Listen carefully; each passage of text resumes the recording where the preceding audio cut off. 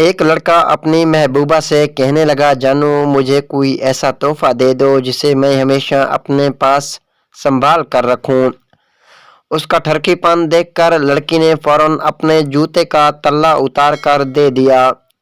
لڑکے نے غنیمت جان کر وہ تلا لے لیا اور محلے کے سونار کے پاس لے گیا اور اسے کہا، دیکھو استاد، چاندنی کا فریم بنا کر اس تلے کو اس میں جڑ دو اور نہایت احتیاط اور محبت سے کام کرنا۔ سونار نے کہا، ٹھیک ہے، کل آ کر لے جانا۔ اگلے روز لڑکا تلا لینے کے لیے گیا تو سونار نے پہلے اس تلے کو عقیدت و احترام سے اپنے آنکھوں سے لگایا اور پھر چومتے ہوئے اس لڑکے سے پوچھا، بیٹا یہ جوتا کس پہنچے ہوئے پیر صاحب کا ہے؟ سونار کی عجیب و غریب حرکات دیکھ کر حیرت سے منہ کھولے لڑکے نے کہا، یہ کسی پیر صاحب کا نہیں بلکہ میری محبوبہ کا ہے۔ سونار یہ سن کر شدید غصے میں لال پیلا ہو گیا۔